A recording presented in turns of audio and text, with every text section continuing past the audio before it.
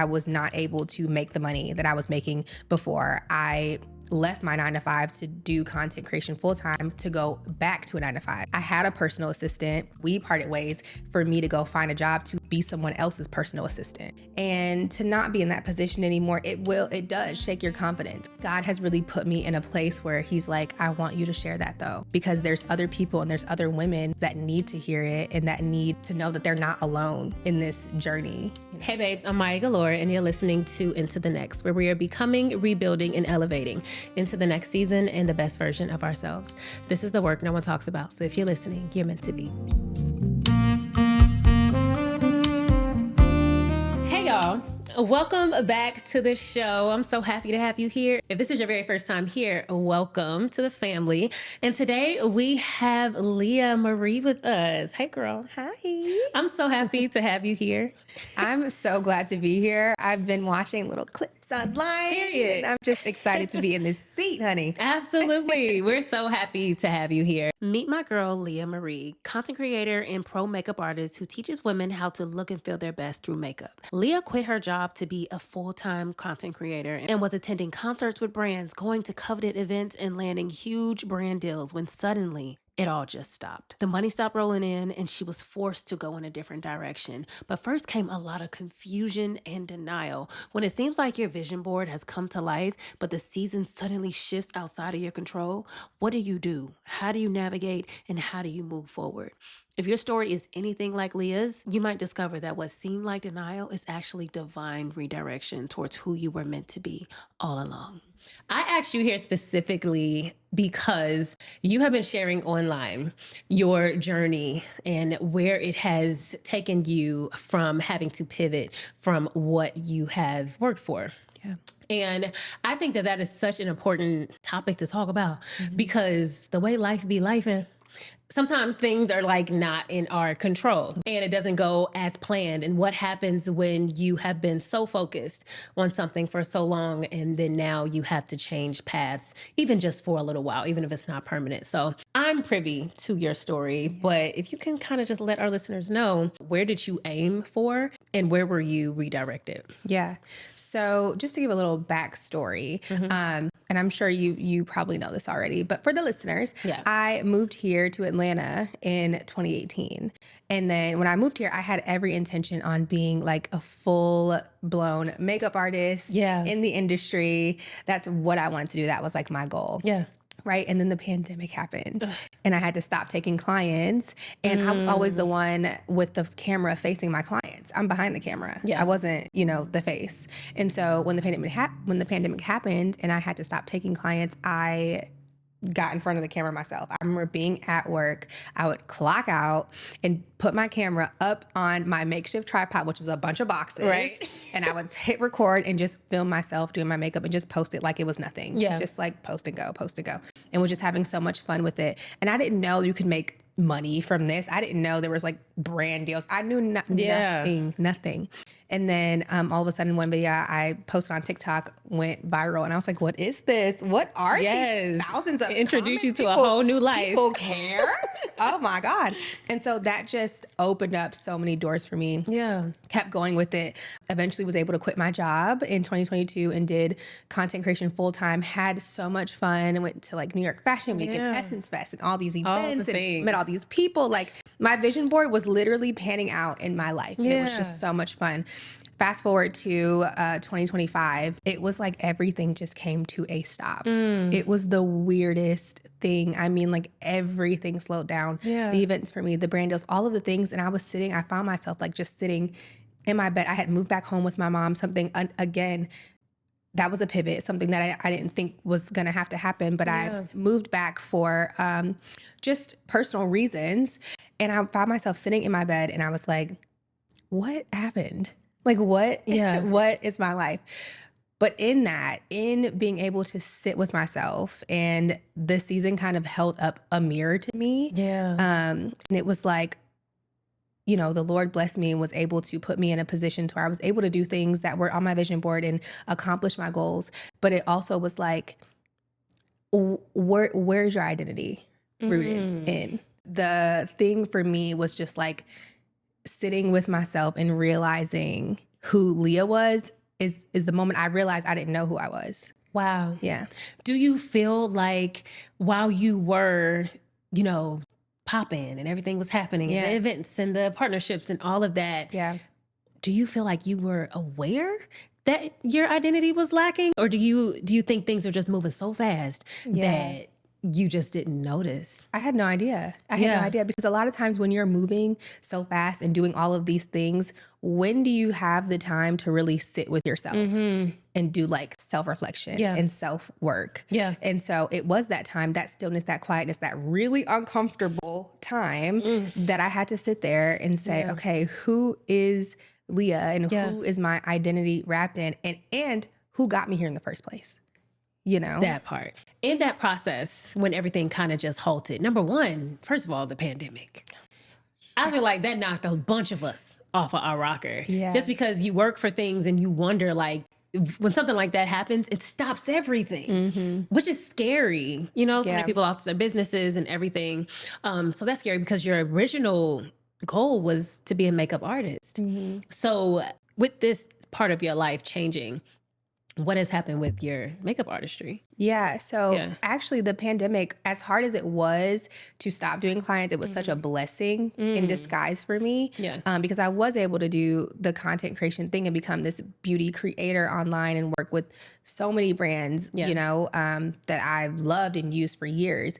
And so what I was able to do is pivot into teaching. And that's something that I didn't even know I liked. Yeah. So getting online, teaching people how to do a simple everyday natural makeup look, or like a winged eyeliner, or your signature lip combination, was something that I didn't know that I loved. But putting that camera in front of my face and kind of having people that are like, can you show me how to do this? Can you show me how to do this? And I'm like, okay, I can do that, you know? And so that was really fun. And then last year I actually hosted my first makeup masterclass. And so the makeup artistry, the makeup by Leea is still there, and it has not went anywhere. Wonderful. And I just love, and now I know, like, again, getting into the identity of me and like discovering who I really am. I am a teacher at heart, and I just love helping women find the beauty in themselves. So, and I love that, especially because that wasn't necessarily something that you were striving for. You kind of found it in that unexpected season, you know, which I think is beautiful. Yeah. During the time that everything stopped for you, and everything stopped and you had to kind of pivot and go in a different direction, did you experience any denial with that? Like, did you immediately accept it?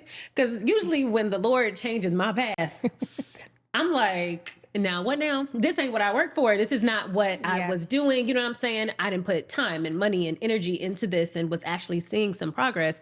And now you want me to do what? And so did you experience any denial, or what was your mindset with that switch? Yeah, I was like fighting it tooth and nail. Yeah. I was like, this cannot be what this is. Understandable. You know, like, this doesn't make any sense.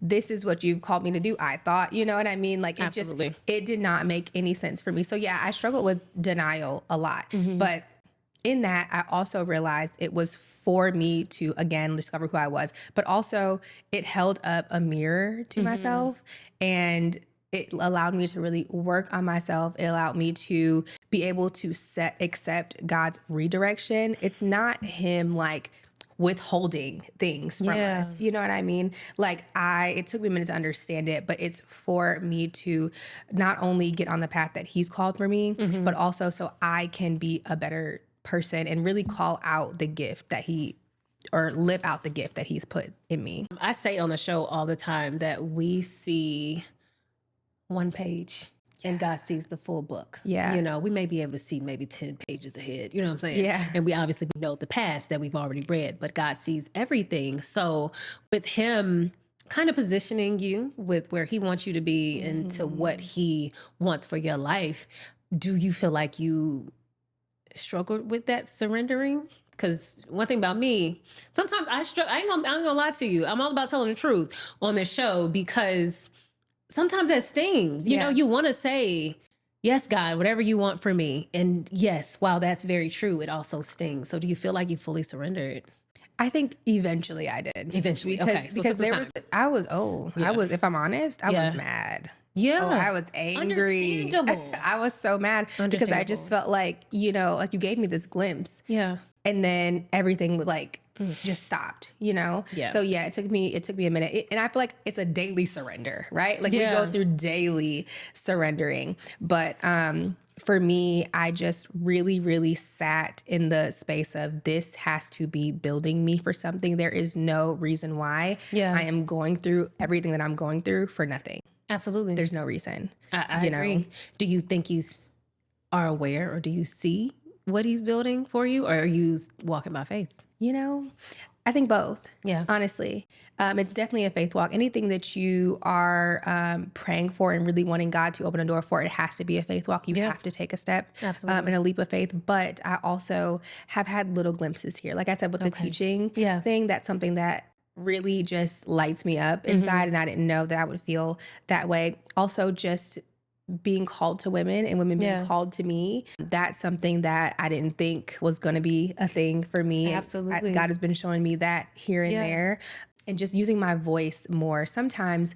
And I'm sorry if I'm going off track, but I feel like the very thing that God has placed in you is the very thing that you get attacked in the most, Absolutely. And so for a while, it literally felt like my voice was like this. Like it felt like there was like a clutch on my voice, and like I couldn't even like speak out or like talk about things that I was going through. Like I feel like I just did not have the voice in me anymore. But then I had this revelation one day. It was like God told me, that's the thing that I have for you. That's what I've called for you to do, is share, talk about your testimony, talk about your story. And the very thing that God wants you to do is the very thing the enemy will try to attack. He will. He'll come against it, especially when God has such bigger plans for that thing. When you say that you were kind of, not speaking up or holding your voice was like this, explain what that means. Like, what were you intentionally not speaking up out of what? Fear, or like, what was that? Honestly, I think it was like a confidence thing, because like just living my life in the last couple of years, being this like full-time creator, and like I said, was traveling and working with all these dream brands and all of the things, like, it was nice, it was something that I've always wanted to do. And to not be in that position anymore, it does shake your confidence, because it's like, okay, then what am I supposed to be doing? And what was this for? It kind of, it caused me to like kind of crawl back into this shell. And I didn't want to talk about the things that I was going through. I didn't want to talk about how, I was not able to make the money that I was making before. I left my 9-to-5 to do content creation full time, to go back to a 9-to-5. I had a personal assistant working for me, and then had to, we parted ways for me to go find a job to be someone else's personal assistant. And it's nothing I've ever talked about, but I felt like God has really put me in a place where he's like, I want you to share that though, because there's other people and there's other women that are going through things that need to hear it, and that need, to know that they're not alone in this journey, I feel like I mentioned right at the beginning of the episode, that is something that can really knock us off our rocker. Yeah. Because we put so much effort and intention into becoming this version of ourselves that we see. Right. Yeah. And sometimes it's just, I'm not going to say the slap in the face, because Lord, you know what you're doing. I love you, Lord, actually. You know this. Right. But it's like, why did you let me experience the things? Why did you let me get to this point?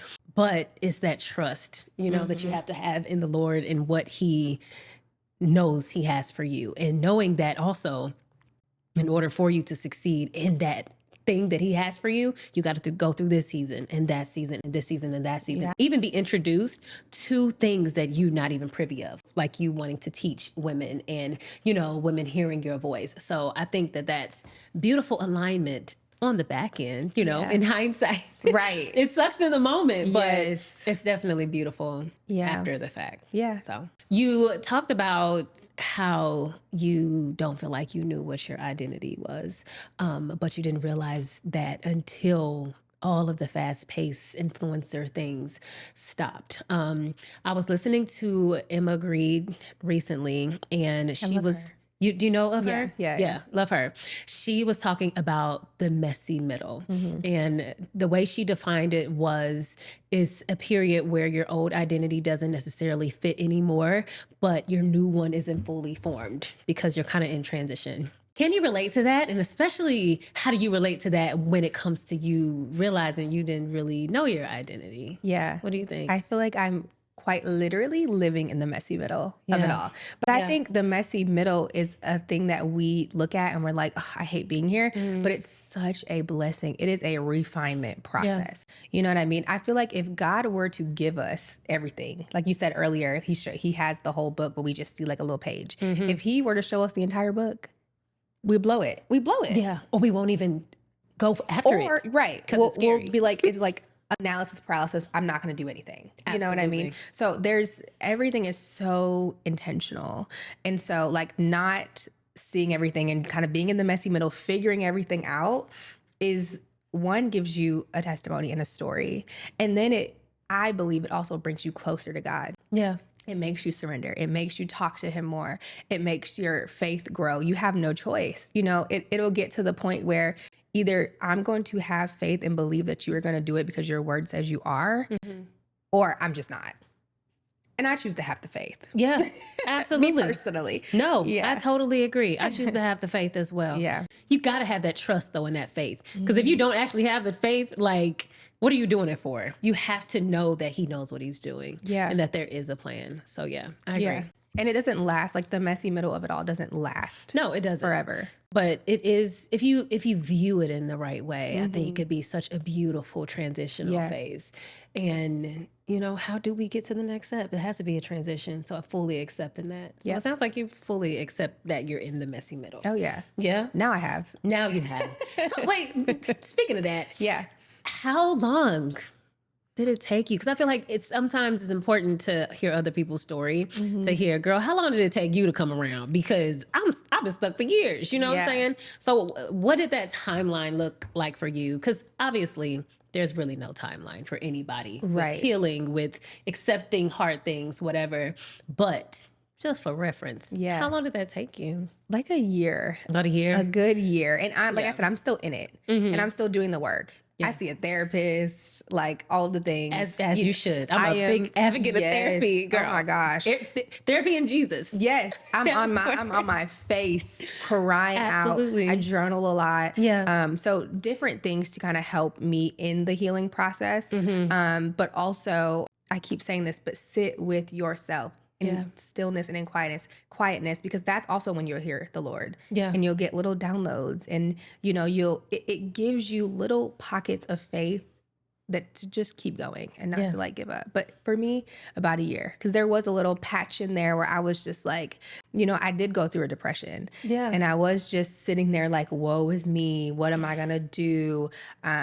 Emotionally eating, all of the things. You know what I mean? Just kind of just sulking in it. Yeah. But it's like, what is that? What is sitting there doing that gonna really do? No, I agree. You know, it only makes you feel worse. You mentioned the emotional toll that it takes on you, especially just going through those periods of depression or lack of acceptance of this period. But I'm sure it also, you know, brought out things about you that you weren't aware of. So tell us what you learned about yourself in the process of this life shift. Yeah.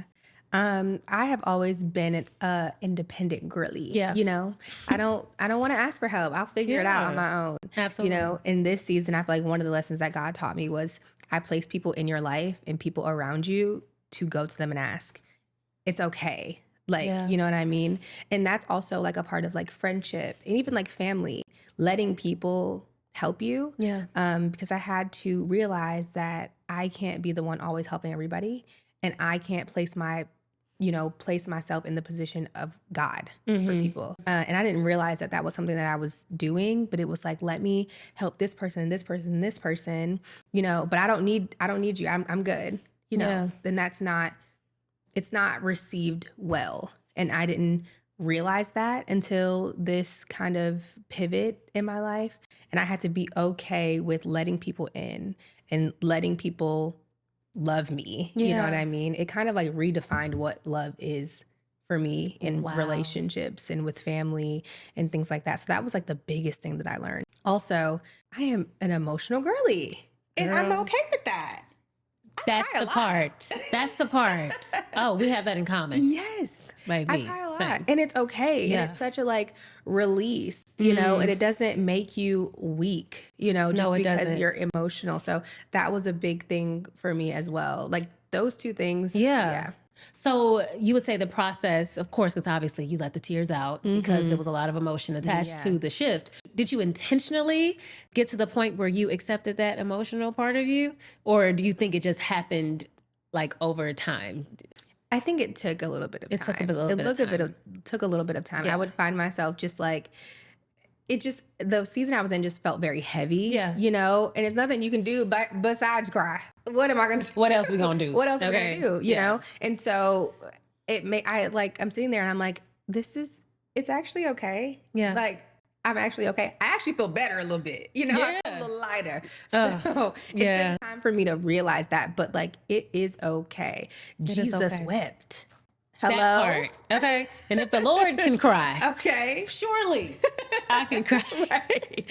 No, because I'm the exact same way. I am a crier to the max. Yeah. And it has actually taken me a long time to accept that part of me and to be okay with it, especially since, you know, the world sees it as a weakness or they see it as there's something wrong with you. But I am an advocate of the idea that God puts everything in us for a reason. Yeah. And especially when you're on this earth, I believe to work with women or to, you know, have a voice, you need empathy. Yes. You know? Yeah. And I think that's beautiful, but it takes some time to get to the point where you accept it. Yeah. So I say all that to say, I can relate. Yeah. Because I'm an emotional girly too. And I feel like just the tears are like little seeds that are planted for what's coming. I love that. Yeah. And that's so true. So we've been talking a lot about identity. So my question to you is, do you feel now that you have not only discovered what your identity is through this shift? And if so, who is the new Leea and how is she different from who you used to be? You know, that's such a good question. Yeah. I wouldn't say that I'm a new Leea, honestly. I would say that I'm a refined Leea. Love it. And I am still in that process. So I'm still becoming, I'm still discovering, I'm still like figuring out who I am. And I think that is the beautiful part in it. Because when you get to a place where you're like, I'm here and this is it, I feel like you've kind of capped yourself. I agree. On learning, you know, and I forever want to be in a posture of a student. I forever want to be open to what God has for me. And if things pivot and change, I forever want to be open to that. So right now I'm still in that refinement process. Like right now I am still figuring myself out. There's things that I've learned, but I'm not there yet. And I'm happy I'm not. Yeah. Because in this, I feel like I have blossomed so much, and I came from a really dark place emotionally, and now I can smile and laugh about it and talk about it now. I feel like the analogy I'm trying to look for, like the chains I felt like were on my voice are kind of off now, and I can just talk about it more. So if there's someone out there, because I'm sure there's some woman out here that is watching or listening that is experiencing a sudden shift that you were not prepared for or not planning on. So to that woman who is having to do a pivot that she was not expecting, what advice, one top piece of advice would you give her? Honestly, I would just say, sit in it. And I know that is so hard. Yeah. Sister, I'm gonna look at you. Because I know that is so hard, but literally just sit in it and let God do what he's gonna do. You are not gonna be in this season forever. But this season, and I promise you, is gonna make you a better woman. You're gonna look back on the woman you are now and the woman that you've become and say, thank God that I went through that. I love that. Yeah. What would you say is next for you? Do you know what's next? Or are you still? I don't. And that's the exciting part. You know, I really don't know what's next. And it's so crazy because I never would have been excited about, I don't know. Exactly. Yeah. And see, that's so much growth there. Yeah, I never would have been excited about it, but I have seen how God has still shown up for me. Even in the times where I didn't have it, the times where I was in the dark place emotionally, he's still shown up. And so all I can do now is just sit back and say, I don't know what's happening, but I know he got me. Man, I have no idea. And that's the best place to be in. Yeah. I think so. And that is proof of true, real faith, you know? And if God knows you have faith, baby, sky's the limit. There's the little things, you know, he's told me that I'm called to women and I'm called to teach, and whatever that looks like, whatever he wants me to do with that, I will take it and run with it. Yeah. Yeah. Well, congratulations in advance to whatever God does do with you with your platform, because I know that it's probably going to be just absolutely life-changing for the women that are involved in it. So I receive it all. I'm so happy for you. Thank you. And I'm so excited. And I'm so happy that you're here sharing your story with us. Yes, I'm so excited I get to talk about it. I've never talked about my story really until now. Yeah. Yeah. And it's such an important story to share.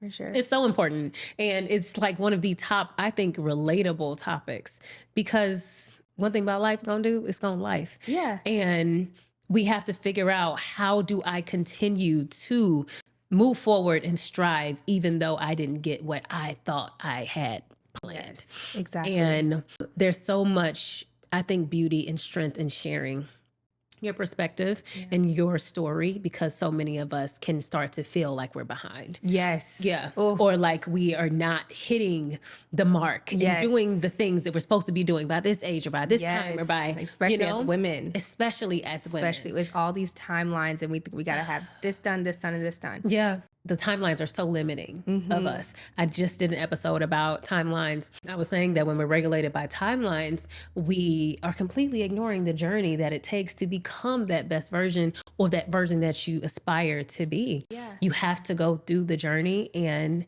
sometimes that's going to take time. It is not going to be on your time. Right. Yeah. Right. Thank you for being on the show, sister. Thank you for having me. And thank you so much for sharing. I do have one more question for you. Okay. At the end of all of our interviews, I do ask our interviewee the same question. It is an open-ended question, so answer it as you may. Okay. Finish the sentence. As I elevate into the next chapter and best version of myself, Ooh. I am still growing and still learning and still being open and really just trusting God and his plans and his purpose. Yeah. And I'm excited for what's coming. Even though you don't know what it is. No. And that is a beautiful place to be. I love it.